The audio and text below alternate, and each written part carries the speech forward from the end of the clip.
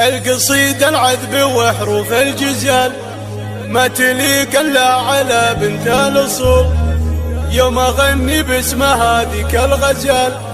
البيوت الكايفة فيها تطول،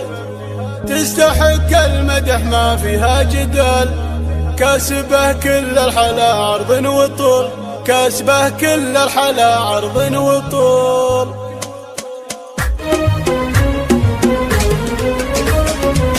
القصيدة العذب وحروف الجزال ما تليق الا على بنت الاصول. يوم اغني باسمها ذيك الغزال البيوت الكايفة فيها تطول، ولا تزين الا بمل بنت الرجال الاصيلة بنت شيال الحمول، الاصيلة بنت شيال الحمول، تستحق المدح ما فيها جدال، كسبه كل الحلا عرض وطول، الاميرة بالحسن مضرب مثال، الملامح فاتنة والزول زول، إيها ملساس الفخر والراس عال، بنت قوم العز وكبر الزحول، بنت قوم العز وكبر الزحول، بنت ابوها زي زومه ما يقال، ورثك يا شام خطيب وقبول، الملاك اللي ملامحها خيال، عين حر وطرفها طرف خجول، مهرة فيها المزايا والخصال، الجمال اللي خذا كل العقول، الجمال اللي خذا كل العقول،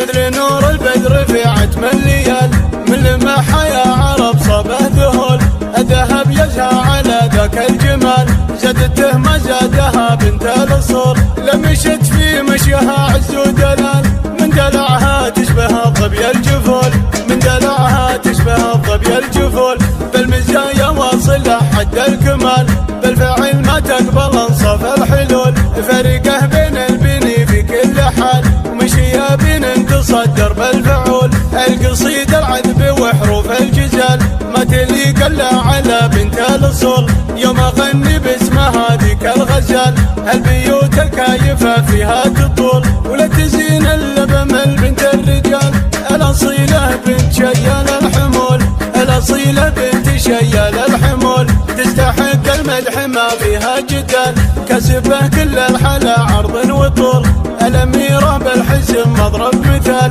الملامح فاتنة والزول زول، إيها ملساس الفخر والراس عال، بنت قوم العز وكبر الزحول، بنت قوم العز وكبر الزحول، بنت ابوها زي زومه ما يقال، ورثك يا شام خطيب وقبول، الملاك اللي ملامحها خيال، عين حر وطرفها طرف خجول، مهرة فيها المزايا والخصال، الجمال اللي خذا كل العقول، الجمال اللي خذا كل العقول، مثل نور البدر في عتم الليال، من لمحها يا عرب صبه ذهول، الذهب يزهى على ذاك الجمال، زادته ما زادها بنت الاصول، لمشت في مشيها عز ودلال، من دلعها تشبه الظبي الجفول، من دلعها تشبه الظبي الجفول، بالمزايا واصل حد الكمال، بالفعل ما تقبل